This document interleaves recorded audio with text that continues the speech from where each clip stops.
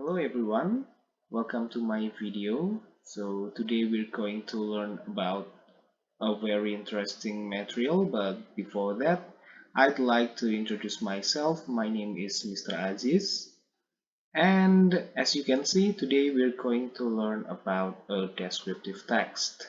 Dan ini adalah materi untuk kelas 10 SMK. Okay, so what will we learn today? First, we're going to learn about the definition of descriptive text atau definisi dari teks deskriptif, and then social function of descriptive text. The third, we will learn about the generic structure atau struktur umum dari teks deskriptif, and then at last we're going to learn about language features of descriptive text atau fitur kebahasaan dari teks deskriptif. Okay, now let's move on. Descriptive text. What is descriptive text?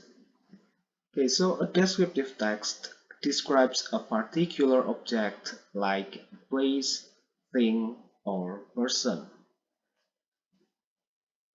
Apa sih particular itu? Particular means tertentu atau khusus. Jadi tolong diingat, kalau teks deskriptif itu hanya membicarakan tentang sesuatu secara khusus atau bisa juga disebut sebagai spesifik. Ingat itu. Good. Now, you see a picture here. Ada satu gambar di sini and there are 3 cats. Ada 3 kucing ya, semuanya berbeda-beda. Jadi secara umum kucing itu pasti punya 4 kaki, 1 ekor, 2 mata, 2 telinga, dan lain-lain. Dan pastinya kucing itu lucu. But today we're going to talk about my cat, Momo. Jadi saya punya kucing yang namanya Momo. She has different eyes color. Jadi Momo ini punya 2 mata yang warnanya berbeda, satu kuning, satu biru, and then she has white fur. Dia punya bulu putih. Nah, jadi kita bicaranya udah beda ya. Kalau di gambar yang kiri itu kucing secara umum, tapi kalau di kanan kita membicarakan kucing saya yang bernama Momo. Dan ini berarti secara spesifik, dan ini adalah contoh dari text descriptive or descriptive text. Okay, another example.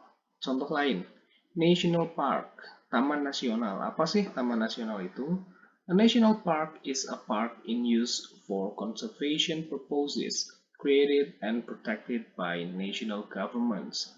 Artinya, Taman Nasional itu adalah sebuah taman in use yang digunakan untuk tujuan konservasi. Created, diciptakan, and protected, dilindungi oleh pemerintah nasional. Okay, so when you hear about national park, ketika kalian mendengar tentang national park, taman nasional, apa yang terlintas di pikiran kalian? Saya yakin secara umum, national park looks like a jungle. Taman nasional itu biasanya bayangan orang pasti akan, oh, sepertinya hutan sih kalau taman nasional itu.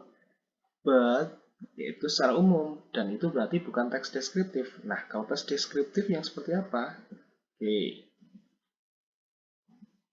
First, if you talk about Bromo Tengger Semeru National Park, kalau kalian membicarakan tentang Taman Nasional Bromo Tengger Semeru, itu baru descriptive text karena kalian spesifik membicarakan tentang satu tempat. Or you can also tell a story about Komodo National Park atau Taman Nasional Komodo. Itu berarti juga text descriptive karena itu sudah spesifik. Then you can also talk or write about Baluran National Park atau Taman Nasional Baluran. Karena itu sudah spesifik, membicarakan tentang satu tempat, menceritakan tentang satu tempat, itu berarti adalah text descriptive. Okay, good. So it is the definition of descriptive text. Next, we're going to talk about the social function atau fungsi sosialnya. Social function of descriptive text is to describe the particular object by describing its or his or her specific features to help readers visualize what a person, an animal, or a thing is like. Nah, jadi kembali lagi, fungsi sosialnya juga untuk mendeskripsikan objek tertentu dengan mendeskripsikan fitur-fitur spesifiknya untuk membantu pembaca memvisualisasikan, untuk membantu pembaca menggambarkan seperti apa seseorang itu, seperti apa seekor hewan itu, atau sebuah benda. Next, the generic structure atau struktur umum dari text descriptive. The first is identification. Identification is the introduction of a person, place, animal, or object will be described. Nah, jadi pengenalannya atau secara umum gambaran umumnya akan seperti apa sih teks deskriptif yang kita buat itu. Then the second one is the description. Description is a series of paragraphs that contain a description of something such as animal, things, place, or person by describing its features, forms, colors, or anything related to what the writer describes. Jadi kalau identification itu menjelaskan secara umum, kemudian description-nya itu akan menjelaskan secara detail seperti apa benda, orang, atau hewan yang akan kita gambarkan di teks deskriptif yang kita buat. Here is the example of a descriptive text. Ini salah satu contohnya. Tanjung Puting National Park, Taman Nasional Tanjung Puting. Nah, di paragraf pertama, in the identification, you will see some statements. The first statement or the first sentence is Tanjung Puting National Park is an internationally famous ecotourism destination, which is located in southwest of central Kalimantan Peninsula. Jadi lokasinya ada di Kalimantan Tengah ya. Nah, kemudian description-nya silahkan dibaca. Itu tentang penjelasan yang lebih detail tentang Tanjung Puting National Park. Okay, good. Next, language features atau fitur-fitur kebahasaannya. Yang pertama, focus only on an object. Ingat, hanya berfokus pada satu objek. Jadi tidak untuk banyak objek, tapi hanya satu objek saja. And then using simple present tense.